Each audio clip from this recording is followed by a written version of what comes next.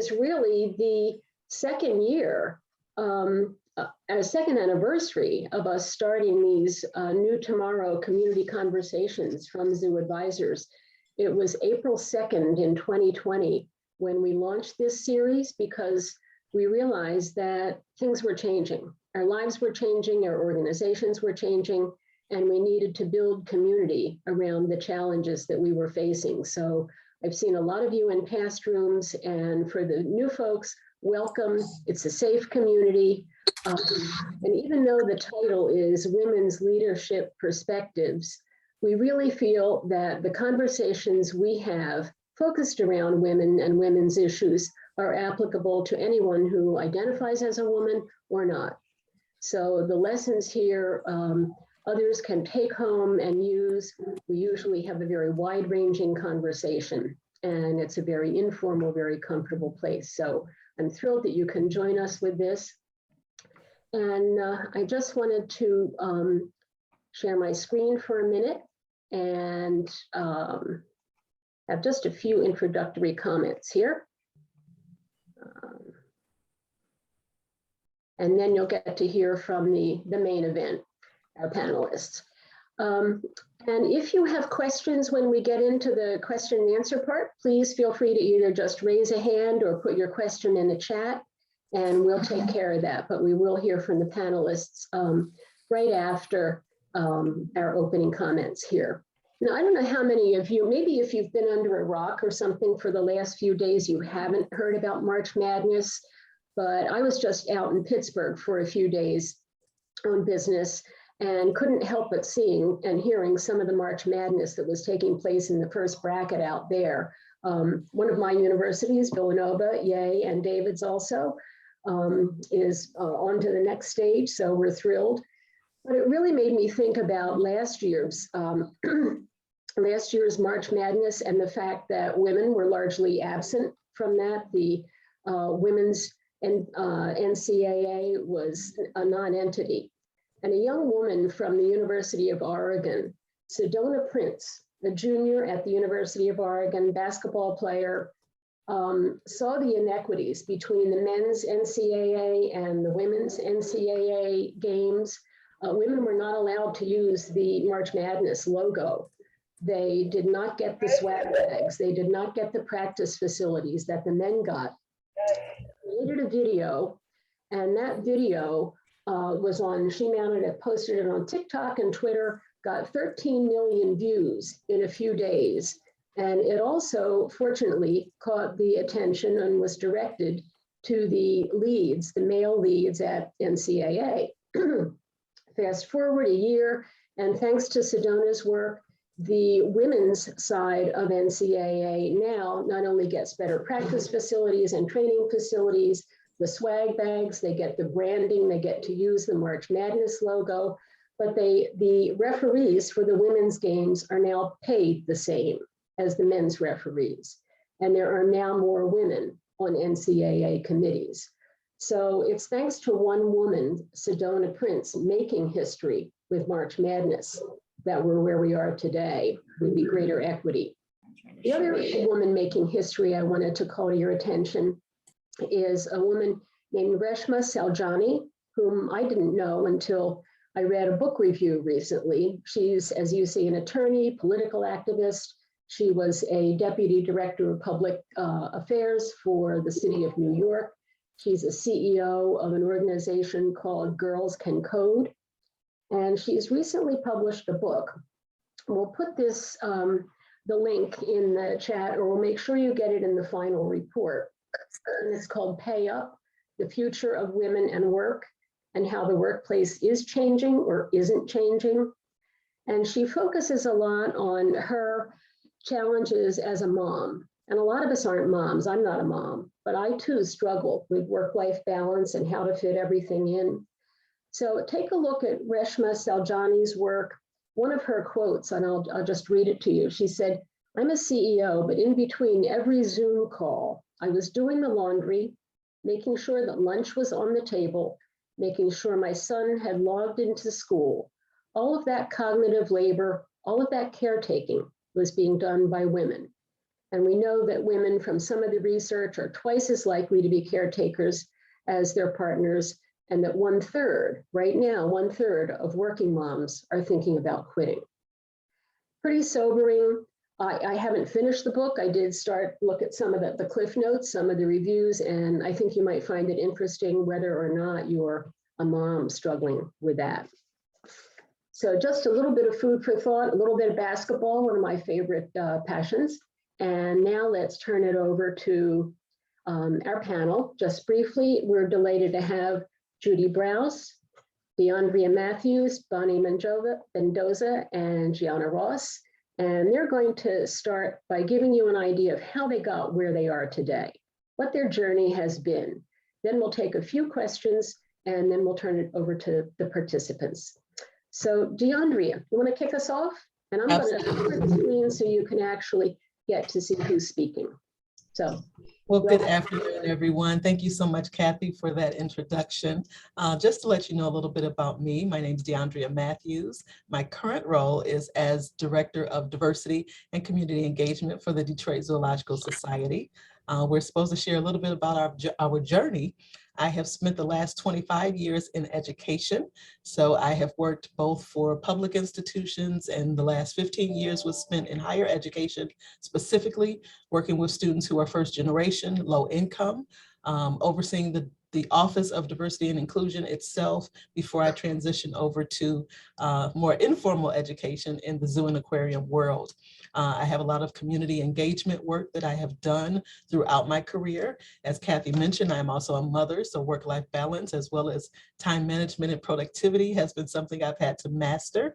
So that's just a little bit about my journey. I think that the important thing for me to remember and to take away from it was my roles and my transitions throughout my career to date has been the product of professional, informal mentorship, people seeing the potential in me and helping me along the way, giving me guidance and wisdom as to what to do differently, supporting one another, and things of that nature has been very critical for my journey to date.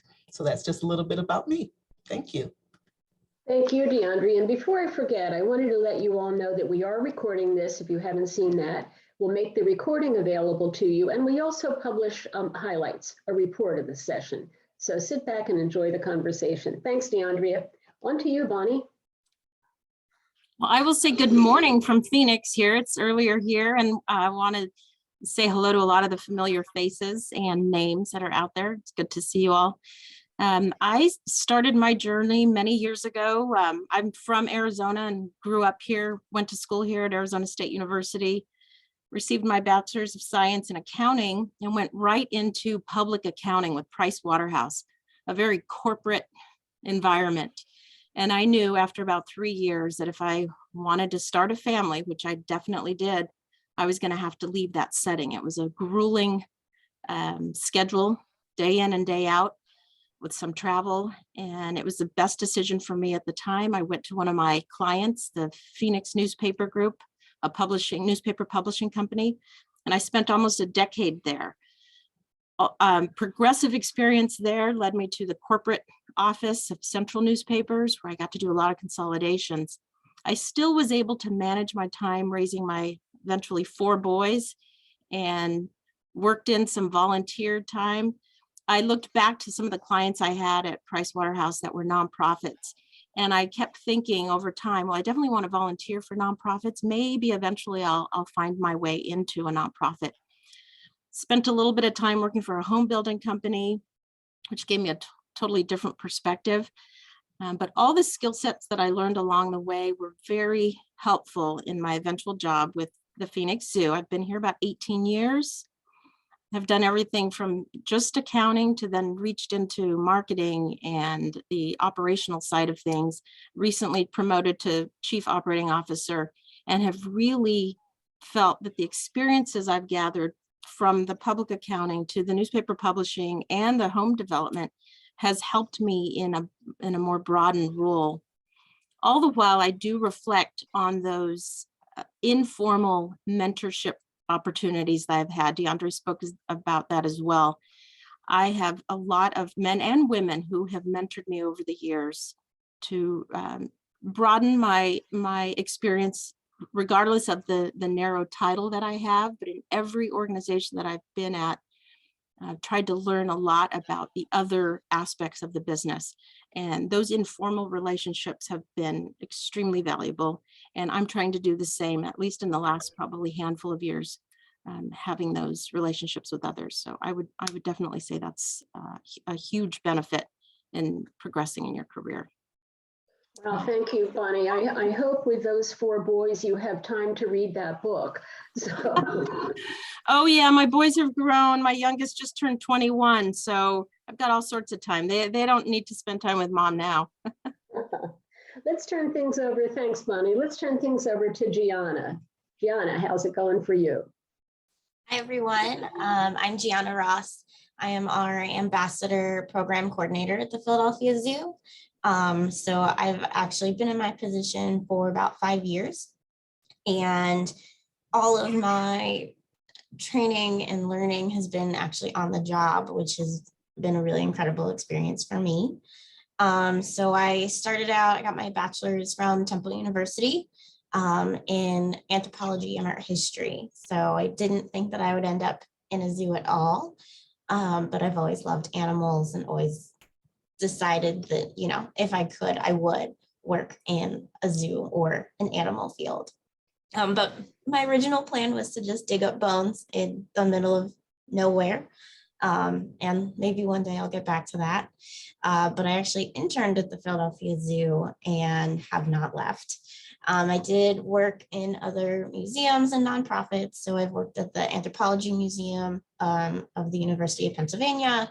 I helped open the Museum of the American Revolution in Old City in Philadelphia. And I've worked at the Academy of Natural Sciences. So I've had a lot of experience in different locations throughout the city of Philadelphia.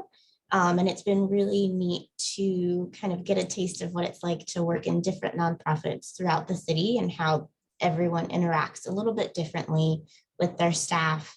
And of course, being a woman and a woman of color, how that has affected my journey in all the different places that I've worked. But I ended up sticking it out here at the zoo, and I have a great set of people here. All of the animal keepers are fantastic and supportive. My own team is very supportive. So it's great to be here and learn everything that I've needed to in order to do my job and do it well. And to definitely have the support of the animal team on my side to help us to further along in animal welfare with our programs, which is my #1 goal here at the zoo. So yeah, that's me. Thank you, Gianna. As Gianna was speaking, I realized I rudely neglected to introduce myself. Cathy Wagner, I'm a senior advisor with Zoo Advisors. But prior to that, as Gianna reminded me, I was with the Philadelphia Zoo for a 30-year career, ending in conservation and education. But what Gianna doesn't know is that I started as a volunteer as well as you did. I was a volunteer, I was a docent and stuck with it. So nice to meet you, Gianna. Let's turn it over to Judy Braus. Thanks, Cathy, and hello, everybody. I am super honored to be here and talk about looking back on my career and how I got here. I am currently the executive director of the North American Association for Environmental Education, which is a group that's all about advancing environmental literacy and civic engagement. I've been here for about a decade, and I've been in the field of education and conservation for actually more than 4 decades, so I am really old. But I've been super lucky to have the positions I've had and to do the work I've done, the travel, and it's the people that I get to meet with that has made all the difference in my career, including working with a lot of you on this call. So it's really nice to see either your faces or your names up there. And in my career, I've been focused on the intersection of nature, science, civil rights, conservation, and education. And you put them all together, that's what I have focused on. And I grew up in Cincinnati, was lucky to be part of a family that cared about nature and getting engaged in issues, including politics and learning. So I spent a lot of time hiking around Cincinnati. I got to know the Cincinnati Zoo really well when I was growing up, but I also got involved in politics at an early age. And I was campaigning for candidates when I was in middle school. And if you all promise not to ever say this, I did campaign for Jerry Springer, the guy that threw chairs on his TV program, but that was long before that. He was kind of a liberal breath of fresh air in a very conservative city. And I was like in middle school and campaigning for him when he was running for mayor. The other issue that's really been important to me is civil rights and justice. My dad was blacklisted during the McCarthy era, and I didn't understand it fully. Of course, it was before I was born. He wasn't a communist, he was a chemist, but he cared about civil rights, and that really stuck with me. And Cincinnati was super conservative in the sense of cross burnings, KKK raids, and it really stuck with me. So my whole career, looking at conservation, education, and civil rights, and I'm still working on all the same issues. And I have to say, like so many of my colleagues have just said, I was looking back of what really has made a difference, and it was nature, it was mentoring. I was so lucky to have the parents I had, the educators I had, the people who supported me in my life. The experience with racism and unfairness really impacted me. And then when I was in high school, I was able to take part in a project to clean up the Little Miami River in Cincinnati. And it was a bunch of high school students, and we had command posts along the river. We had the National Guard out. I realized in high school, you can make a difference no matter how old you are, and no matter what you're doing, you can do something that matters. And then my mom was an artist, so art and music were also really important to me. But it was the mentoring, as all of you have said, that really, really made a difference. So I left Ohio, I came to Washington, D.C. to work on the Hill, and that was amazing to really understand how Congress works. I was lucky to work at the National Wildlife Federation as the head of education, learned a ton there, have stories with, of course, every place I worked.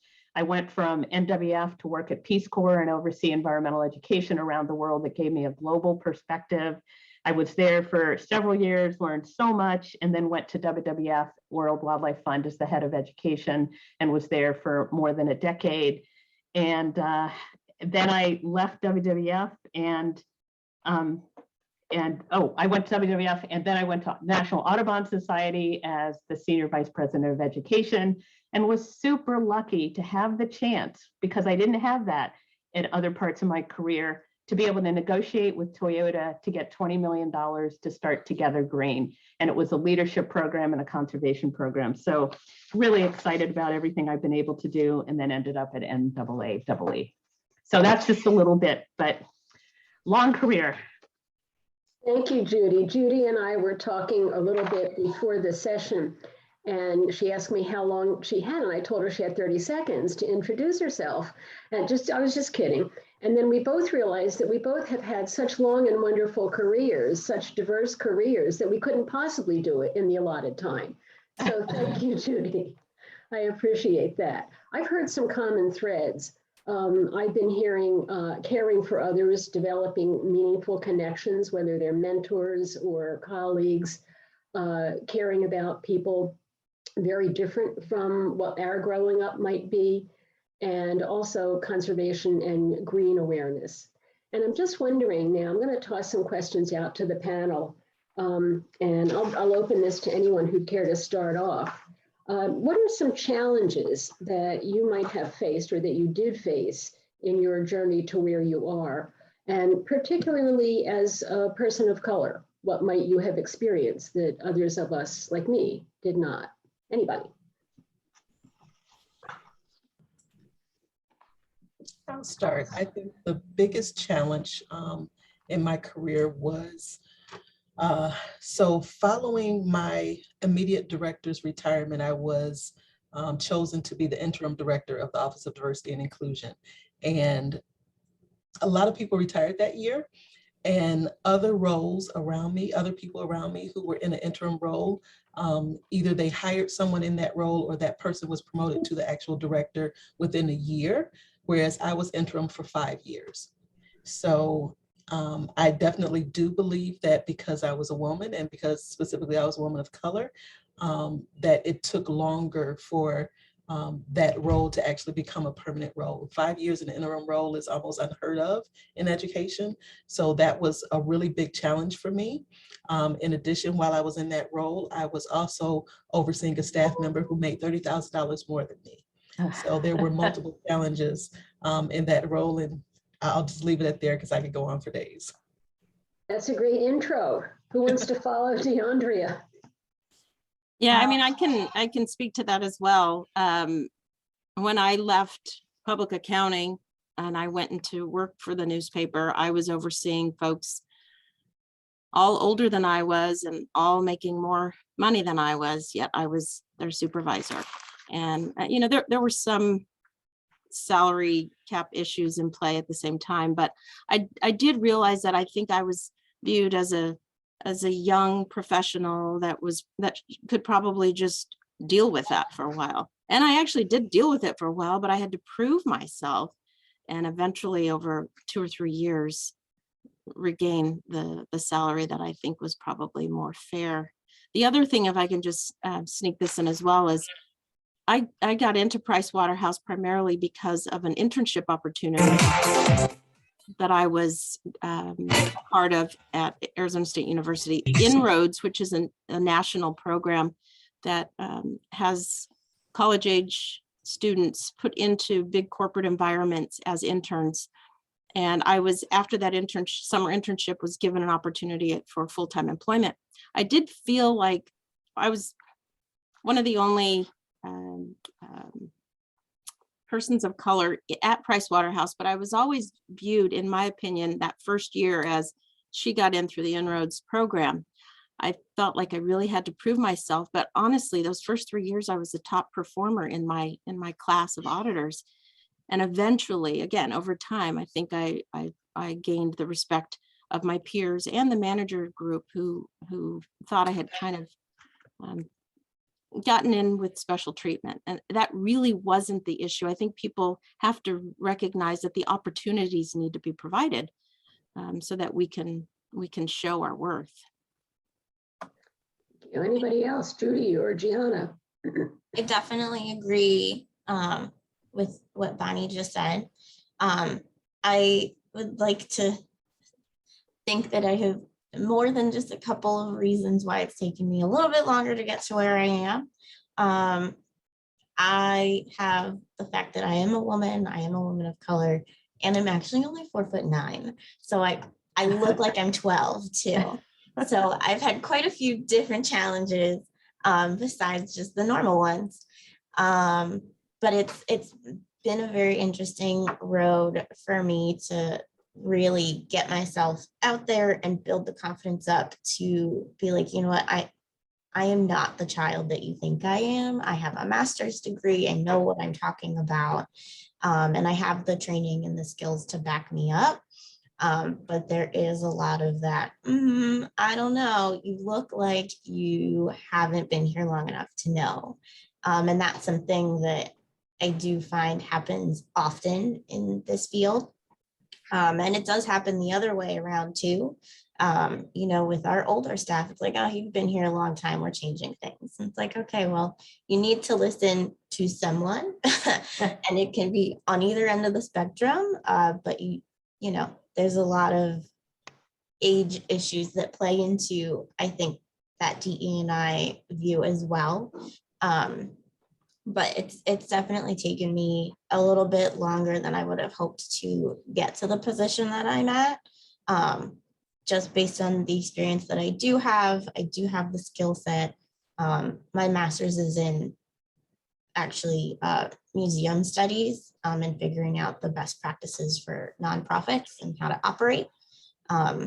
So that's another one of those skill sets that I'm like, I went to school for this. I do have the skills to have input, but it seems to still be a very, you know, specific group of people that get to have those inputs about things that change or don't change. So I do challenge myself every day to always kind of push in there and get wedged into where I can fit and get some words in.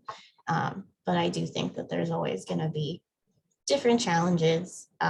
but it's just figuring out the best ways to, for me, literally squeeze in, because I'm tiny, I can squeeze in anywhere. Anywhere I fit, I'm gonna sit if I fit. Gianna, you just made a comment that I have to respond to. You said, I am not the child you think I am. And that's your need to say that. I'm reminded of last night when I was listening to Senator Cory Booker speak with Judge Jackson and say, you have earned this spot. You are worthy. So I think we all need to value that. No matter what our politics are, no matter where we come from, you have earned this, you are worthy. So believe that. Who else? Judy, did you want to tackle that opportunities? And I'll just make a comment on the kind of some of the gender issues and sexual harassment, which is still going on, of course. And I think every woman on this call has had experiences that have been difficult. Just yesterday, I was on a call with there were a lot of men on the call, and I said something, and then a man said the exact same thing, and I am serious. And it was great idea, and I'm not going to use any names, and it just continues to happen, but hopefully it's getting less. I just want to give one example. The other thing that you can't ever tell anyone is that I was a McDonald's manager to pay for school. Okay, so I was the first female manager in the Ohio region, went to Hamburger University that I immediately took off my resume. But when they offered me the position, they also offered a man the same position. And he was making, I think it was 8,000 more than I was for the same job. In fact, my store was bigger than his store in the sense of, and I wouldn't have known that if he hadn't told me. And that still happens all the time. And it's really hard. You don't know. And that's where salary transparency and all of that is really important. And then I also agree with all my former colleagues here who have talked about ageism and all the ways we look at JEDI issues. It's race and ethnicity, it's gender. It's also, we had a conversation yesterday with disabled hikers when we look at disabilities and access. So there's so many ways that we are now realizing how unfair and unjust our society has been. And I do feel like we're making progress, and I just want us to keep making more progress. Thanks, Judy. We've talked about challenges because of who we are or the way we came up, perhaps. On the panel, who among you would want to share an opportunity that you might have had because of your background or something? I heard the Inroads program, Bonnie, which may have come to you because of your background. Any other good examples?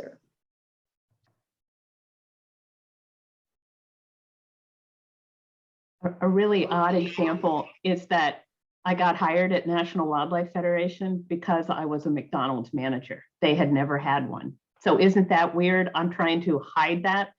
And then anyway, you never know what someone's going to look at on your resume and say, that person might be good here. Yeah. I'd have hired you because of that. Well, I would just add, in how I volunteer, I was able to volunteer with the Florence Crittenton organization here because they were looking to broaden their board, and they wanted for there to be a Hispanic person on the board because so many of their constituents are Hispanic young women. And I thought that was great. I was actually surprised to be the only one on the board at the time because this organization's been around, I think nearly 100 years. And for them not to have thought about that with sooner than 5 years ago, I thought was interesting. But at least there is progress being made. The boards that represent the nonprofits in areas really should be more representative of the communities that they serve. I want to just go sort of off script for a minute and follow up on that. I think a lot of us, especially those of us, who are white or people of privilege, I have trouble asking those questions. We have trouble talking with our friends of color, our Black women friends, and asking them to be on a board or something because of their race. And we want that and we value that. How do we feel less awkward, or am I the only one who's ever felt that? So I'd love to answer this. It's actually something that I'm on our DE&I council here at the zoo. And that came up about Black History Month. Is it something that, you know, most Black people agree with or not agree with? And I found that a really interesting question, because to me, I was like, it's a very personal thing. It's either something that you want to have promoted because you see it as something that should be, or it's something that you don't want because you do see it as, you know, just tokenism. You're like, oh yeah, that place has Black people. That's great. So for me, I have this internal struggle with the idea of tokenism and choosing people just because of their background, what they look like, what gender they are, what have you. But it's also important to ask those questions of those people, because not everyone is going to have the same reaction no matter what. So I'm very open. I'm very happy to be that person for whatever the cause may be. But there's other people that work here that are the same background, ethnicity as me, and they are not comfortable doing that. But within that, I still find it's more acceptable to ask the question than it is to just assume or to not ask at all. Because in reality, you know, someone like me is uncomfortable most of the time in a lot of different situations where I'm not the majority. And so being able to have someone be like, you know what, I know that this is just because of whatever box we need to tick off. I really like your input. What do you think? And I think that's more of a respectable way to bring this up. And it's gonna feel awkward, and it's gonna be awkward for anyone and everyone. It's awkward all around. But I personally think that it's more impressive and respectful to ask and to bring it up and have the conversation, no matter how strange it makes you feel. Because then you're not adding to that, just like, oh yeah, we're just gonna put this person in this meeting because they're the Black one. Like, it's okay to ask, no matter how weird it may make everyone feel. Yeah, and then we make sure to pull you into the picture when we have the photos done, right? Yes. You know, I've seen Yes. that. Yeah. That hurts. Yeah. Deandra, do you want to go next? Sure. And then I'll follow up. Go ahead. Okay, I just wanted to add as far as the opportunities, because one of the things that I did early on, and I think this is true for a number of people that don't necessarily see the value in their volunteerism and their other experiences outside of that professional experience that we put on our resumes. And it was only when I stopped compartmentalizing those experiences and I merged all of the pieces of who I am that the opportunities became available to do community engagement along with diversity, equity, inclusion, and accessibility work, and seeing how it does all fit together. So a lot of times we're involved in passion projects and things outside of the workplace, and we don't necessarily see how it enhances our skill set, how it enhances who we are, and those lived experiences that become very vital as a part of that professional development. So just a reminder that, you know, all of you, everything that you've experienced, everything that you've been through becomes a part of that professional identity as well. Great, thank you, Judy. And the only thing that I would add on all this is that as the white woman on this panel, and again, Cathy, to follow up on what you asked, I do think it's really important, Gianna, as you said, to keep talking, to keep the conversation going. We have done so much professional development on issues around JEDI, justice, equity, diversity, inclusion, and accessibility. And it's not like you have one or two trainings or professional development opportunities and then you're there. It's a journey, and we learn every day, and we're going to make mistakes every day.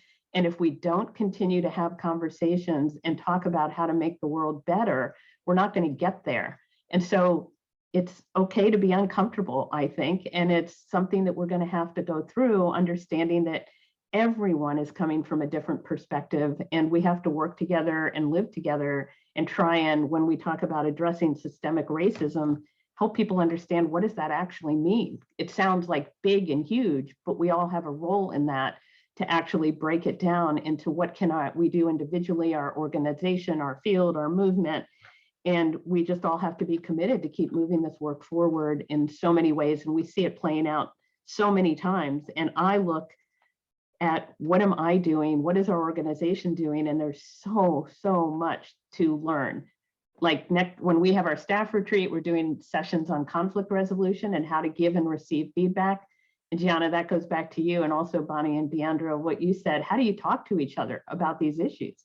If somebody has an issue and does something and it's an ouch, what do you do? And what do you do in the moment? And how do you handle that? So I think we need to keep talking and working on these issues, and all of us have to have some humility that we have a ton to learn all the time.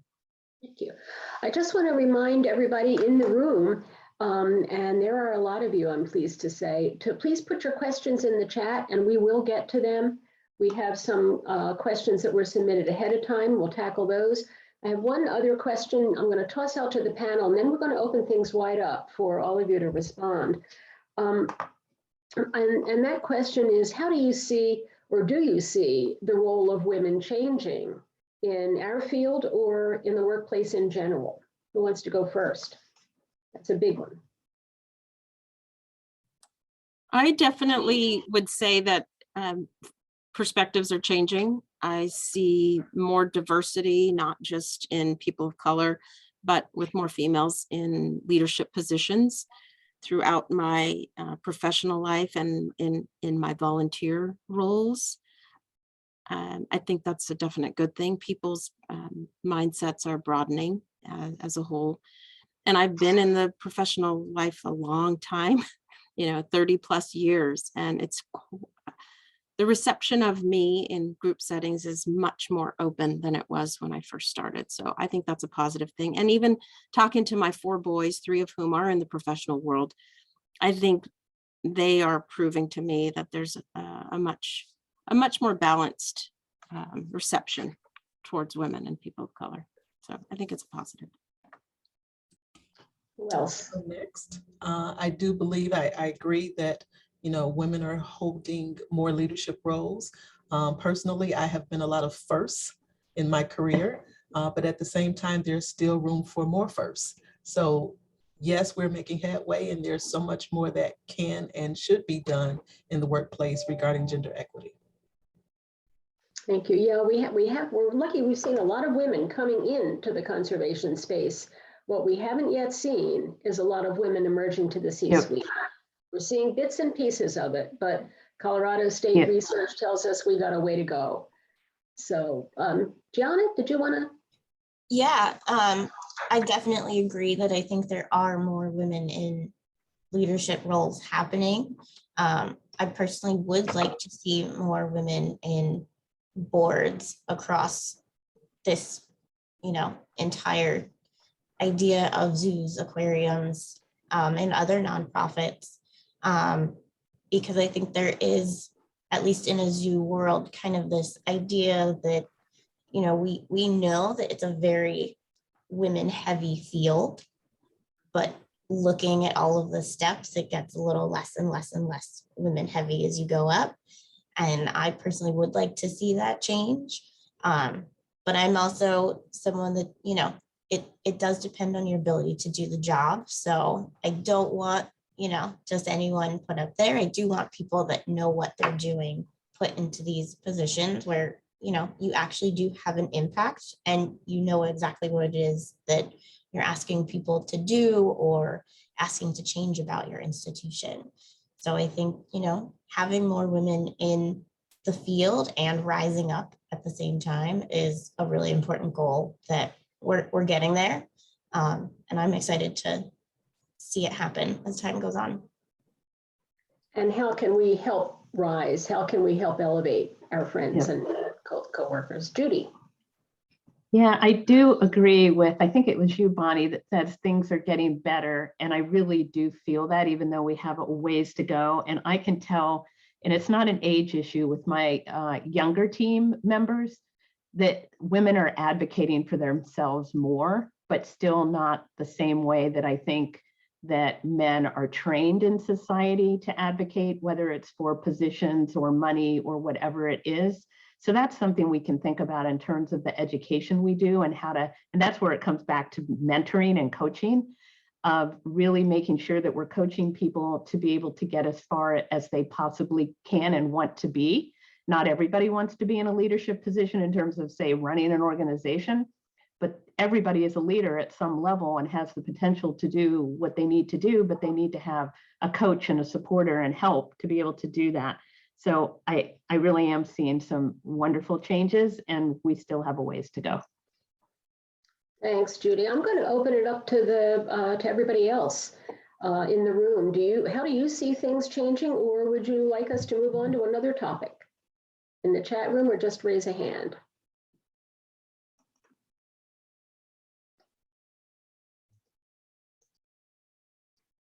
Or just jump in.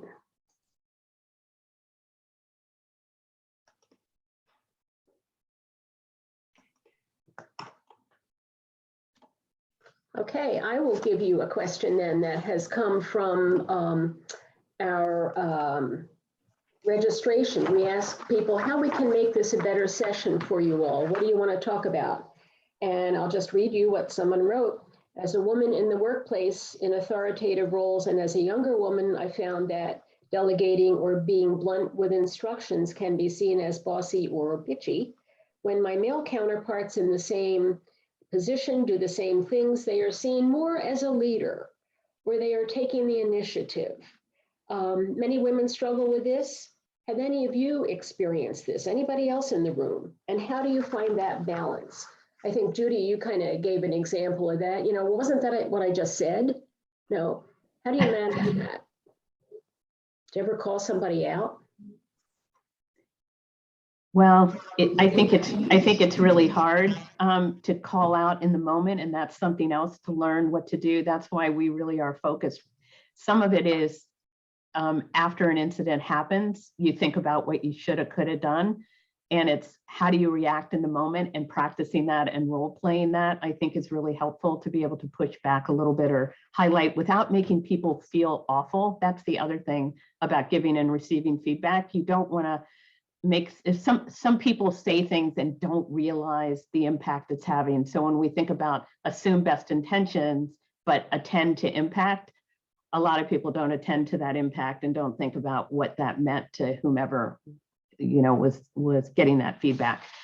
So I'd like to hear from my colleagues of what they think in terms of how do you balance that being, I don't know what some of it's personality, and it's not women, men, it's just personality. Some people are more type A and some people are more introverted, and all of those issues, to be able to really be able to lead in a way that doesn't get you into, you know, being called names, like you said, Cathy, that it's different for men and women. So I guess I definitely relate to that question. So it's really interesting what I've done in the past to try and help, because I might not seem it, but I'm a very introverted person. So I really only talk when I know what I'm talking about. But it's always interesting to me to figure out the best way to communicate with everyone, understanding that everyone communicates differently. So it definitely happens that it's like, oh, you just said that, and why did you say that? You know, that was a really bitchy thing to say, right? And you're like, oh, like it wasn't though. So it's been really neat. What we've done in our team is have a couple sessions all together where we really talk about the different modes of communication that many different people have. So instead of making it like men communicate this way, women communicate this way, we've done more of a, like, you know, there's more assertive people, there's more thoughtful people. Some people are better with written words, some people are better in meetings. So we've tried to aim ourselves to, if we do have a meeting and something is going to bother someone, you know, depending on who the person is and how you react, figure that out in the moment. And it is best to say it in the moment. But if you're not that type of person, then it's okay to send an email afterwards. Like, we're trying our best to make sure that we have the outlet for everyone on the team to have that communication, so that it's not something that, if you're not someone like me, I'm not someone to bring something up in the moment. But I'll think about it and I'll type out a really long email and then I'm like, okay, do I send it? I'm just going to send it because it's more important to communicate that, hey, I wasn't being, mean. I was actually just going by my training, my skill set, and what I know. And I think it's more important to assert yourself in that way because you're not being this aggressive woman. You are just saying that you might know something better than someone else. And it also is a self-understanding of that and being confident enough to write that down or to say it out loud. But I also think that making sure everyone understands better how to communicate with one another and that everyone does communicate differently is something that we've done to really help our team be a little more cohesive when it does come to talking to one another. Thanks. I like that you actually communicate about communicating. I think we had a comment from Jess or a question from Jess. How you doing? No, mine got answered back there. Okay. That was it. Okay, good enough. Nice to see you. Hope you're doing okay. And we had another question from Erin out in Washington. How have you all found success in getting good mentorship? You just go ask somebody, and how have you created that successfully?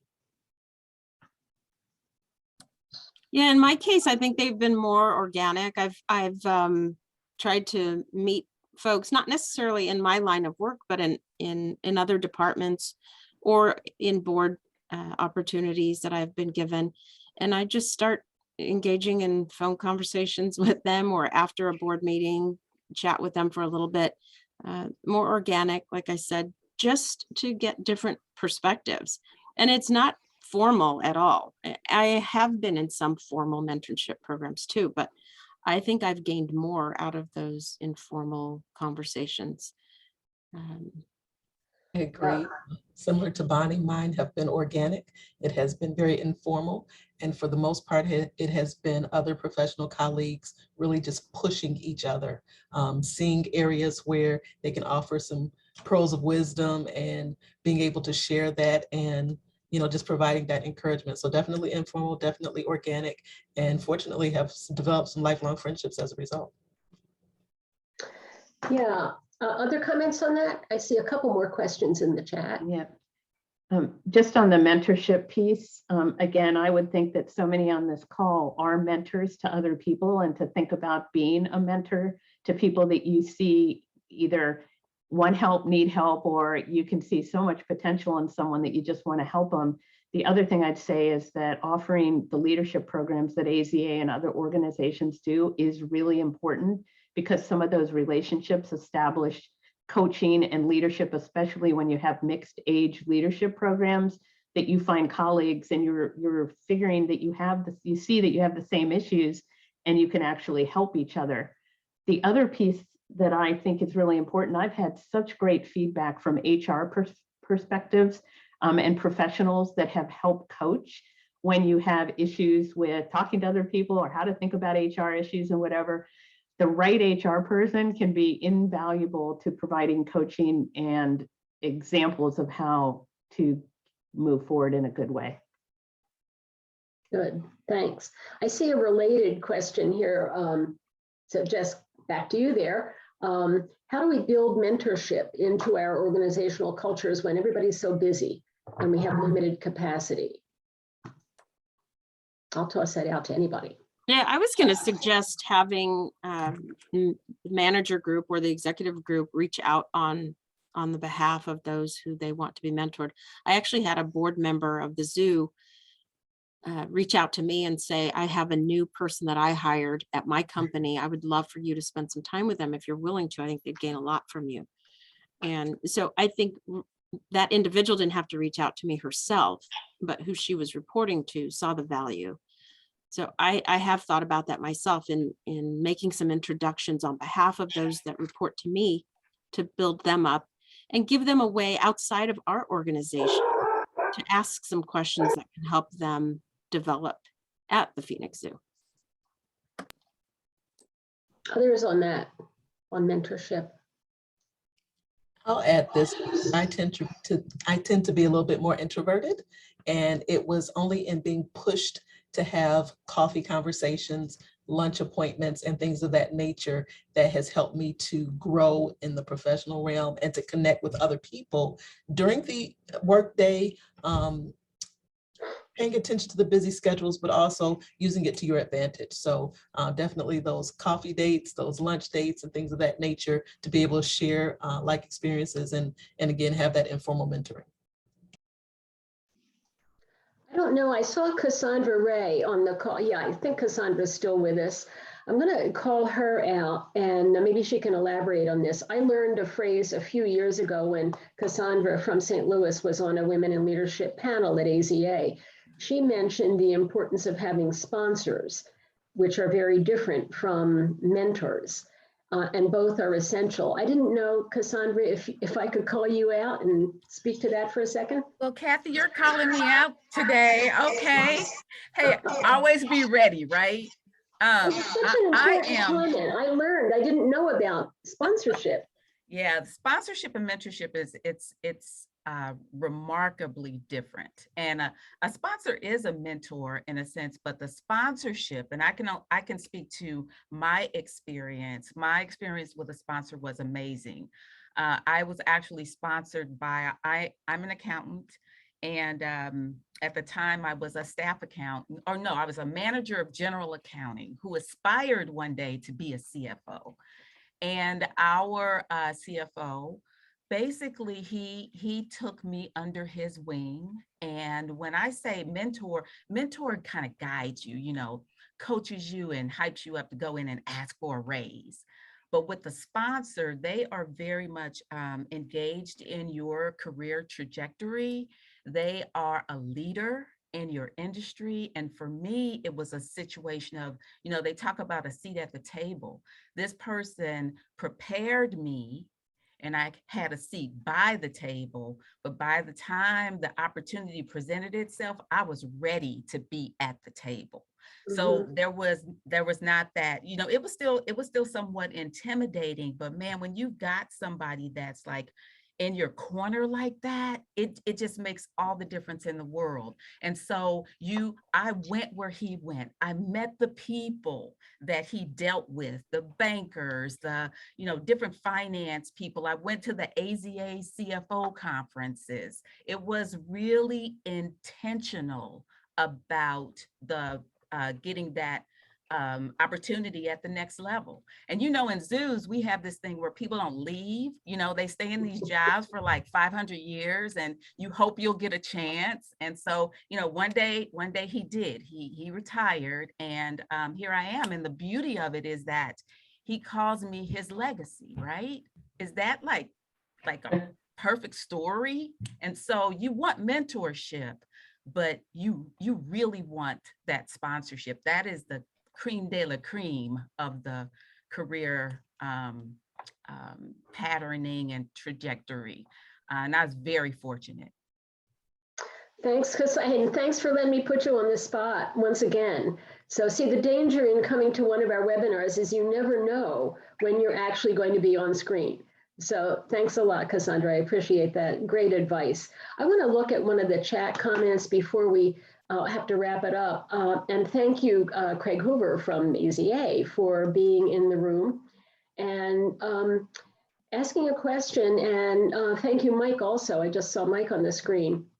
And I know there are others of you in the room. How can we get more men in the conversation? And we do, you know, Women's History Month, we did a series of interviews. We are in the process of these interviews on women making history. Well, you're all making history. So how do we bring more men in the conversation? So let's think about that.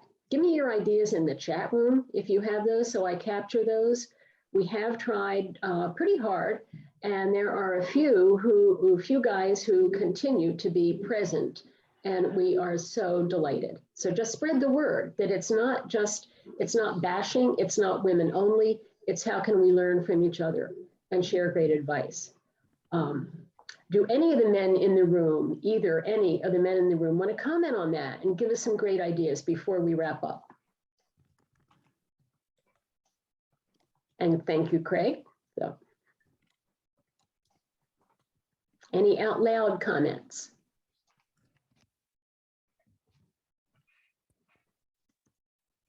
Okay, put them in the chat. I'm going to wrap it up now. We have just 5 minutes left.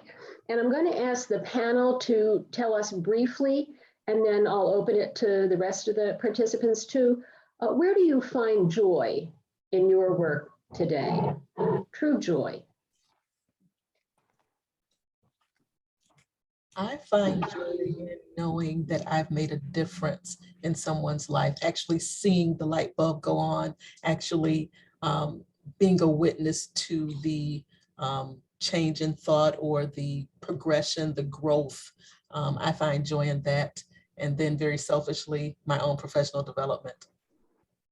Great, thank you. Who's next? I would say that I have most recently found joy in the success that the zoo has made enduring through COVID and coming out so much stronger, I believe. And I think we're going to be a longstanding beacon for the community of Phoenix. And I find true joy in that. That's a great example. Thanks, Bonnie. I guess I'll go. I definitely find joy in working with the animals that I work with. Being able to train them and talk about them with people is something that makes me thrilled every single day. On a more leadership level, I find joy knowing that my coworkers, my peers know that I'm trying my best to make sure that we're going in the right direction with our animal collection and with our education programs, hand in hand, because they are intertwined and they need to be, but we all need to make sure we're doing what's best for both people and animals. So I very much enjoy having my coworkers and my peers support me with that. Thanks. Judy.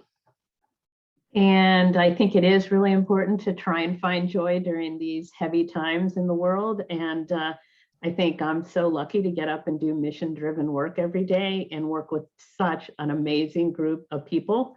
And also really thinking about, you know, just like I think it was Deandra who said that when you see something work, I have seen education change people's lives.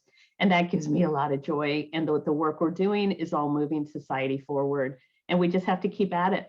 And so I'm just really, you know, honored to be part of this whole movement and be a part of this. Thank you, Judy. How about the rest of you? Where do you all find joy?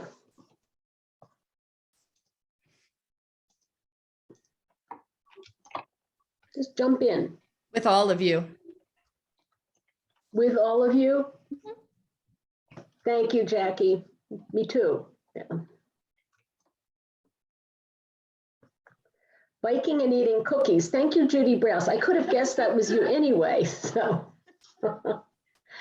we just wrapped up a series, as I mentioned, of 4 interviews with our colleagues in the conservation field largely. And the themes that came out are the same ones you're telling me today. Women, they were all women. We were featuring women in conservation, making history. And we find joy in nature. We find joy in our relationships with each other, with our communities, and learning from each other. And in that regard, I'd like to sort of play us out with a thank you very much to the panel. I said to David, and thank you, David Walsh, for your support of women in leadership for these 10 years or so. But I really didn't know 3 of the participants on our panel. I just found you through various sources, my friends and my colleagues, and you can bet you're going to hear from us again. And Gianna, you're right down the street, my alma mater, the Philadelphia Zoo. Let's have coffee one day. What do you say? Okay. I want to thank the rest of you for being with us. Please enter anything in the chat. We'll get to that. We will make the recording available as well as brief highlights from this. It has been a delightful hour. And I do love you. I enjoy spending every minute, most minutes with you. And thank you. We stay tuned for our next webinar, usually in a couple of weeks. We'll let you know. So Thank you very much. Be well. Have a terrific day. Thanks, Cathy. Welcome. Thanks. It's so great to meet you, Bonnie. And oh, everybody is already leaving. Bye. Oh, same here. Great job, Cathy. Great job, everybody. Thank you. Thanks so much. Gianna, text me, email me. Will do. Okay.